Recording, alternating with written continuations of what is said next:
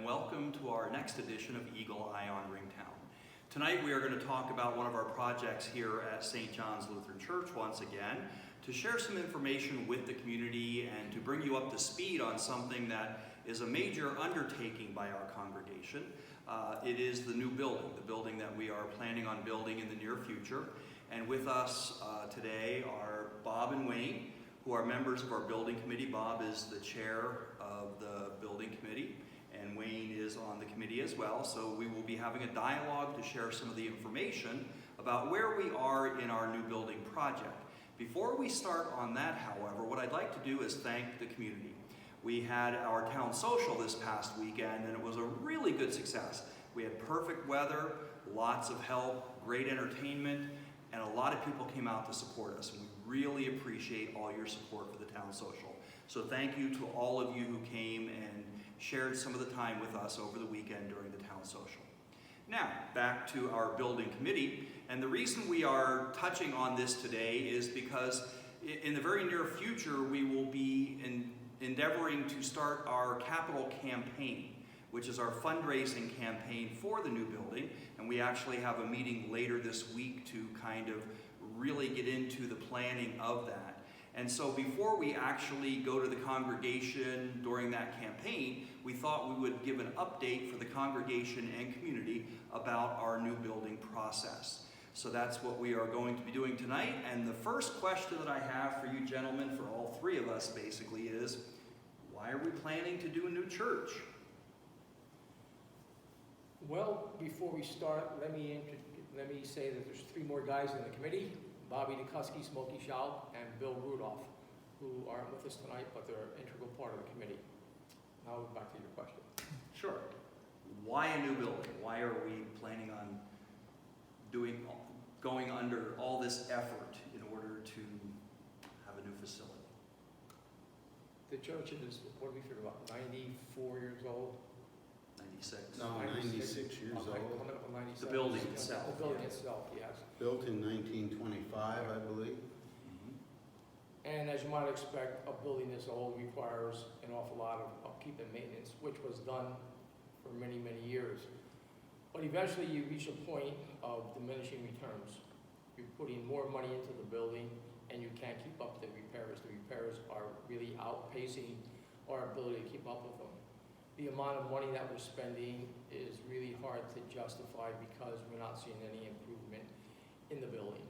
And as tough as that may be, it's the reality of the situation.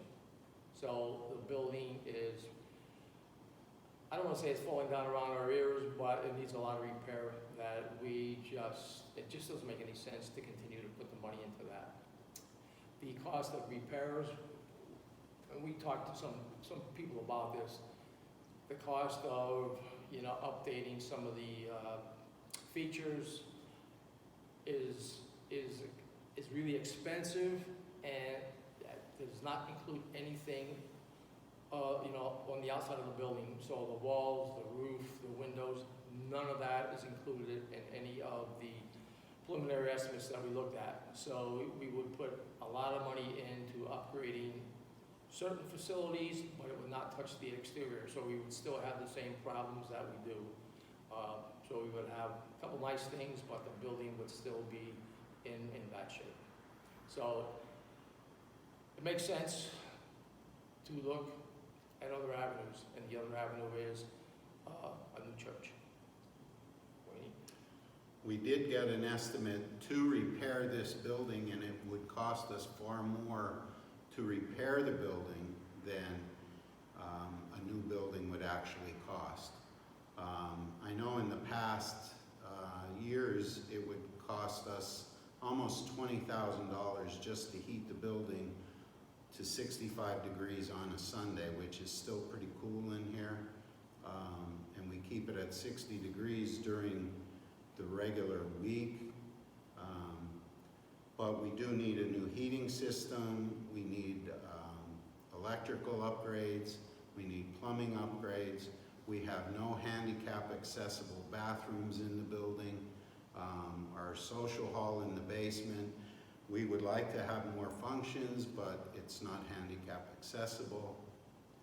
So there are numerous problems with this building, and that being almost 100 years old is one of the main reasons why we chose to go the route of a new building. Well, even when you look at our beautiful stained glass windows, over time, the lead and the supports fatigue and the windows bulge. And we had a local person redo the windows. How long ago was that? Remember, Wayne? Probably 15, 20 years ago. 20 years ago, and we corrected some of the windows here in the sanctuary, but in other parts of the building, the glass is, and the lead is just so fatigued, the windows are actually bulging. And that's another concern. I mean, everybody loves our stained glass, but they need a lot of work as well. I mean, we just can't keep ahead of it. And the beautiful window we have here behind us, it's showing signs of fatiguing as well, in addition to some of the plaster falling down around the outer edges of it and things like that. And we've been dealing with the roof and issues associated with the roof how long? As long as I can remember. Really. As long as I can remember. As long as I've been on council, we've been patching and repairing the roof, replacing the flashing with lead-coated copper, replacing all our flat roofs. We've put a lot of money. We brick-faced the front of the building twice, I believe. Yeah, and when I was on council, I know we tore about 4 feet of the bell tower down because it was so deteriorated. The mortar was falling out, the bricks were loose, so we just took it down 4 feet to get out of that weather zone, so to speak. And that's been okay, but I know we've had the brick repointed numerous times, where a contractor would come in and take out some of the mortar, replace the mortar, but the water's still getting in, the bricks are porous, and the water gets behind, and it just runs. And I can remember talking to an old member in the church, Pondo Fetterman, and he told me back in the day when he was on council, it leaked. And he would get up in the back and walk along the walkway above the church, sit there with a flashlight, doing a rainstorm, looking for Water, where the water was coming in. They could never figure it out. So it's been an ongoing problem. And over the years, you all know what water does to a building. Continual, water just tears down a building. So there's many reasons why we've gone this route. So in general, we've assessed the current facility, and it is a building that is old and in need of work, plus it's not updated in terms of technology and accessibility. And in order to do that, in order to make it more accessible, in order to give us a building where we can use more technology, it would cost more to repair this. And once we start repairing, we still don't know all that we would need to do than it would to build a new building. And we have been researching things, we've been looking around and doing our due diligence in order to get to this point. And what is this point? Where are we right now in our planning and building process? Well, I'm happy to say that the committee has worked very, very hard. We've visited a lot of churches, we've asked lots of questions of lots of people. But right now, we're at the point where all of our engineering is done, our site plan is done, we've met all the ordinances, and we have a proposed building footprint plan. So we're at that point right now where we have all that preliminary work done, and we're moving into the next phase, as you alluded to, which of course is the financial stage of the building project. So all of our work in terms of site preparation is done. We've met everything that we had to do, it's done. So that took a while. I think the preliminary work was April 4th, 2018 was our first meeting. I looked it up online today. And the engineering started in, I know it's cold because I brought some hot chocolate up for the guys doing the surveying, and that was in, I think, January, right after Christmas or right before Christmas. That was one real cold winter, and that was in 2019. Okay, so the engineering took the longest part, consumed a lot of time until they got all the surveys done, I think they had some problems with the GPS because something with the government satellites when they were having a government shutdown, so they couldn't get their, proper fixes with the GPS. And so there was a couple things that we had to work through, but all that's done. Perk test is done, so we're good to go. So now that we have the civil engineering part of this done, our next stage, of course, is the capital campaign. And with the capital campaign, we will be sharing some of this information, of course, with our congregations more, and also then asking for commitment from our congregation in order to undertake this endeavor and to build a new building. So that will be kind of the next phase happening this fall. But as that's happening, I'm sure there are other things that our committee can be doing in terms of getting other parts of this building program together in terms of committees and volunteers and things like that. Can you just touch on that briefly? It's always been our intention to involve as many people as we possibly can. The more buy-in you have, the better it is for everyone. And we've been talking to people unofficially. They've been talking to us. We've had some meetings where we threw some ideas around, and we will be looking at other committees for sure. We have like a technology we're looking at. I've learned more about kitchens the last year than I probably care to know, but we have a kitchen committee to look at. We have a worship committee to look at how we get them integrated, all that stuff. So, like color selections, we have a lot of other committees that we're going to need help for. So, so if we ask, say yes. And then all of that planning goes into making the final mock-up of the building, the final architectural design of the building that will be used to build it. Yeah, I think one of the neat things about the building that you don't necessarily see on the floor plan that we'll be taking a look at in a little while is storage. If you've ever been in our church, you know that all the storage we have is perimeter storage. It's all against the wall. Okay, when you run out of wall space, you just stack it high or whatever. So we made provisions for storage. So in the center part of the church, it's about a 26 by 48 area dedicated just to storage. And that is accessed by a 4-foot stairway, which meets all the codes and things like that. So we are going to have storage, and that means that we're going to have to be able to clean out and eliminate some things that we don't need. I should not be talking about that. If you look at my attic, I should not be speaking about cleaning out.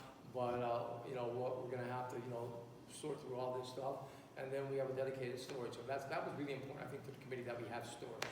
And we have provided for that. Think of anything else, guys? When we do work toward this new building, our hope is that it will allow us to do things that we can't do right now necessarily. So Wayne, what are some of the things that we may be able to do with a future design that are harder for us to do right now? Well, we intend to have more banquets or more fundraisers for the community, actually, when we get a place that is handicap accessible and easily or more easy to work out of. There's just so many things we are restricted on with this building that most of you people know already, how hard it is to get into here. Where a new building, it's all going to be on one floor, no steps. So it really is going to be able to, or we are going to be able to open it up to the community to have different functions, to have bridal showers, and we also have Girl Scout and Boy Scout troops here that they'll be able to use the new facility.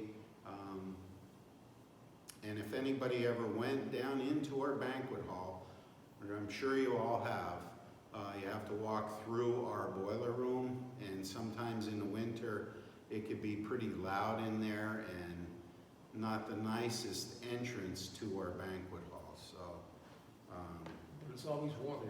It's always warm in there. But yeah, there are going to be a lot of good things come out of this. And I think one of the other things that we are interested in is use of technology.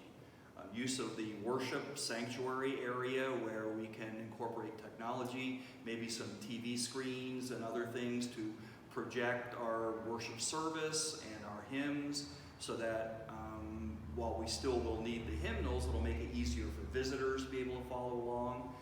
Can use those for funerals or weddings as well, to project pictures and memories. Use it with our youth.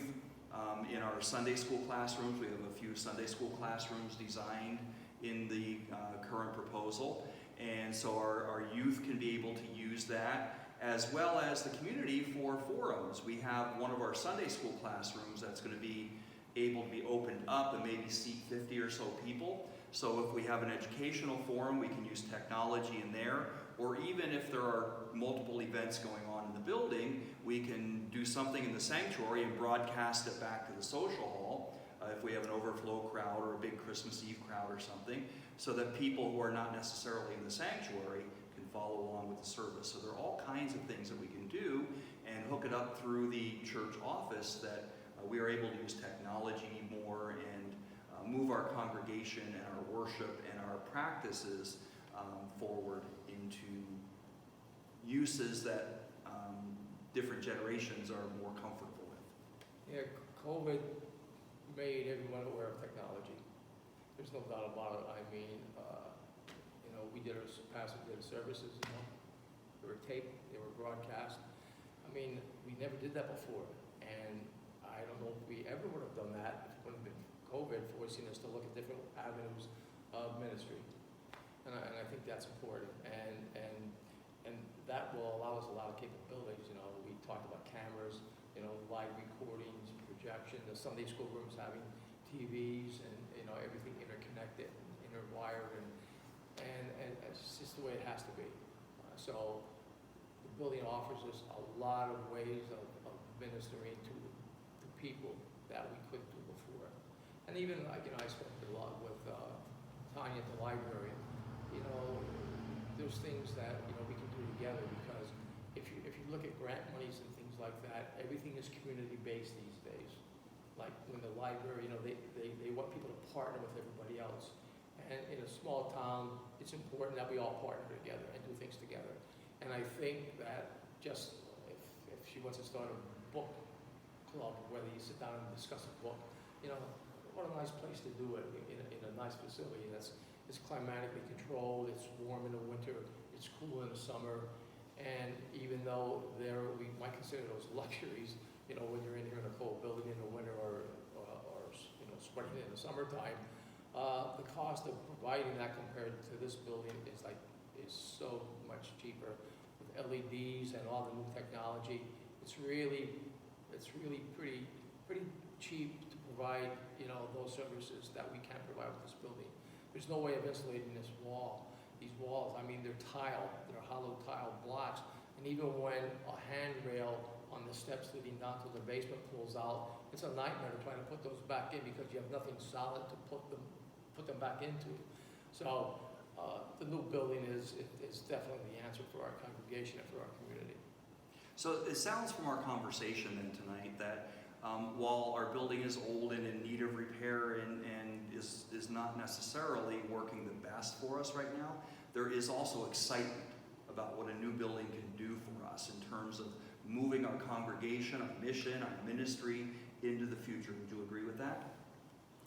I would definitely agree with that. We need excitement, and I think there is starting to build. Excitement is starting to build, but we need our congregation to really get behind this effort.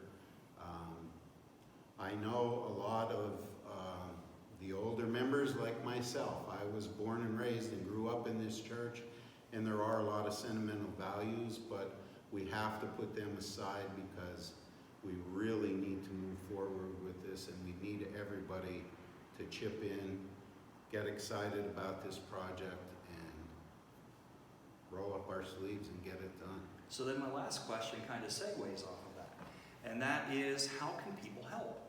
How can people in our congregation help this project to move along and be part of the growing excitement of creating a new space for worship and community involvement? And how can our community be involved in helping us to bring this project to fruition? I'd like to piggyback on what Wayne said a little bit. You know, when you look back at the history of the church in the valley, how many churches have our congregation built?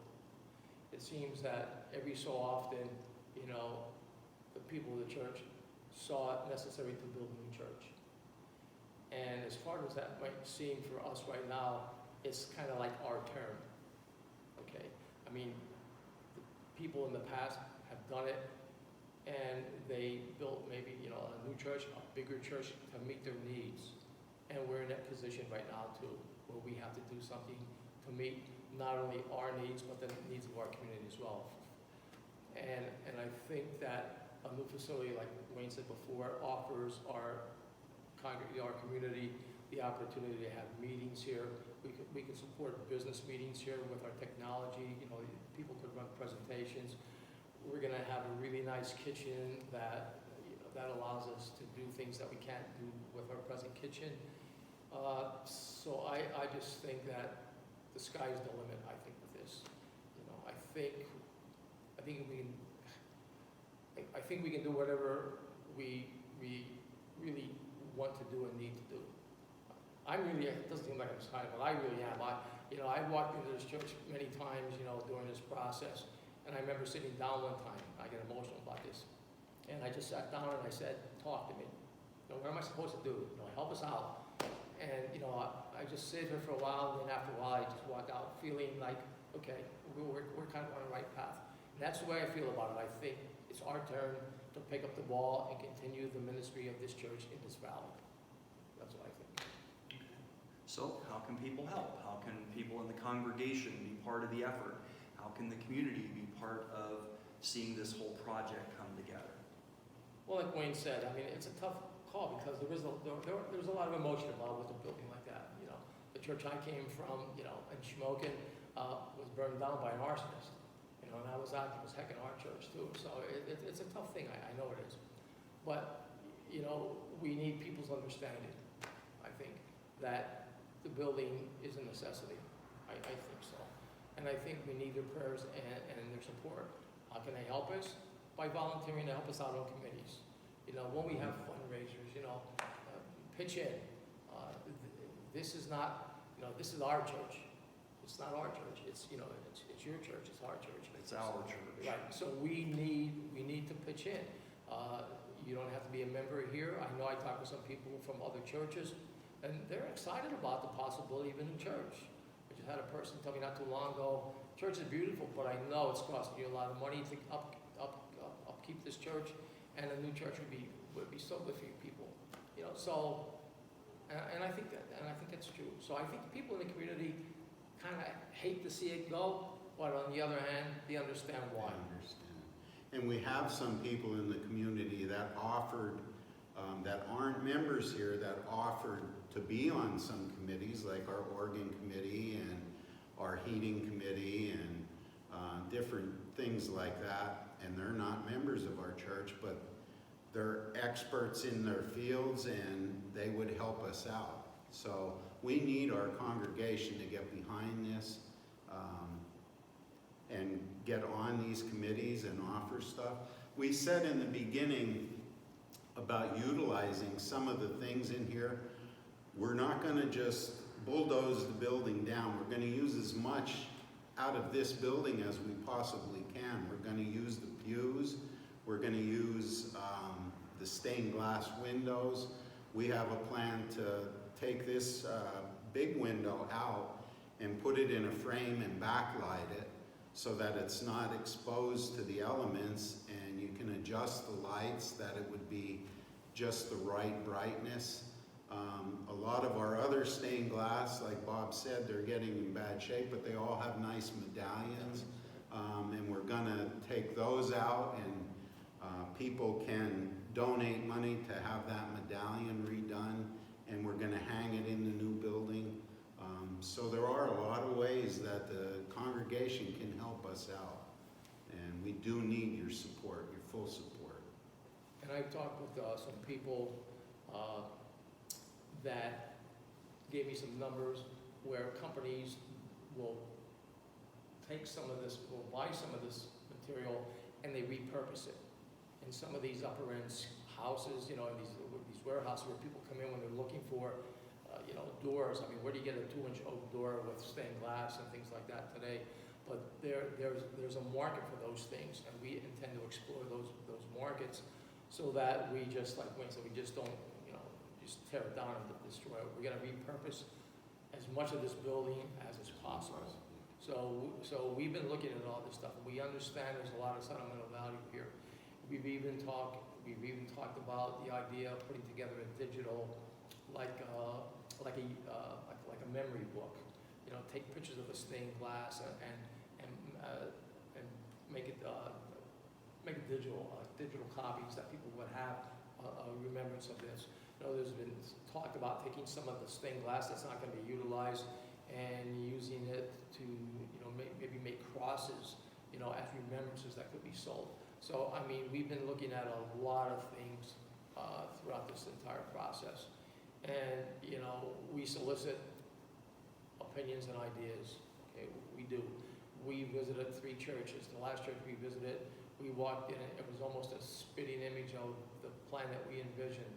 And I walked into that church and I said to myself, oh my goodness, this must be right, okay? Because when I looked at it, I was like, wow.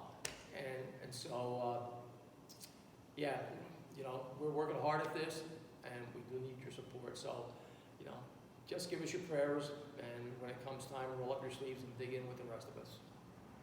So it sounds to me like basically we need your support. Whoever you are out there watching this, whether you're a member of the congregation or a member of the community, we can use your support in many ways, especially your kind wishes, your insights, your expertise, your prayers, even just your questions, and your excitement about the possibility of something new in our community. And of course, with our members and anyone else who wishes to, your financial support. But there are so many ways that you can help us throughout this process to make this dream become a reality, so that the new building, the new facility can become part of our community. Because I don't think any of us want it just to be our congregation's building, right? We want it to be a community building, a building for everybody to use and enjoy and take advantage of, so that whatever club, organization you belong to, or whatever need you have, our building can support you. And I think that's kind of our goal. So now the fun thing, Bob, I think, is maybe you can show them some of the preliminary plans. Sure.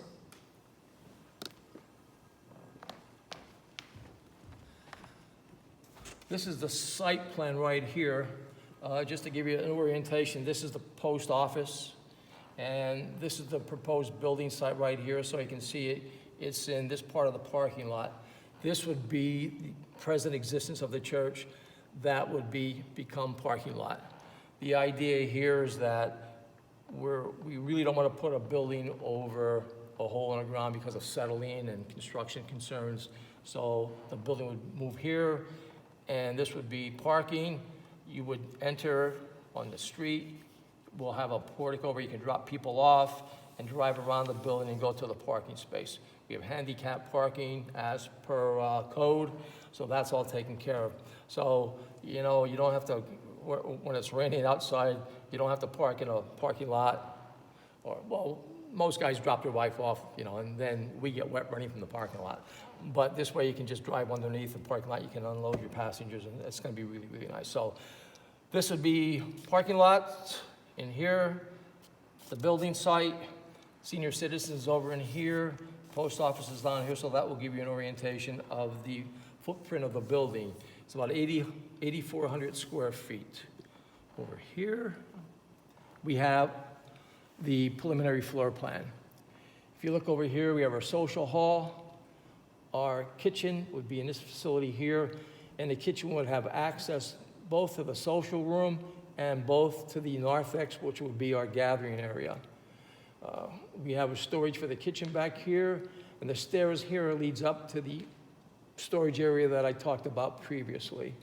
We have a women's and the restrooms here, and we also have a family room, and we have a little janitor closet here. This would be our meeting area right here, the narthex. The sanctuary is right here. The chancel area is actually on a stage. I think the stage is about 18 inches, I think, off the floor, something like that, about 18 inches. And so the altar is movable. There's a little offset here for a proposed organ location, and we have storage over here and a ramp back in here. The sacristy would be a place that has a sink and things like that for flowers and storage, storing of vestments or whatever. We have classrooms over here. This classroom right here is divisible, so you see here that there's I guess we have a sliding door, collapsible door, so we can open these two classrooms up into one big classroom. There'll be a small kitchenette here, just with maybe some cabinets and maybe a coffee pot and a microwave.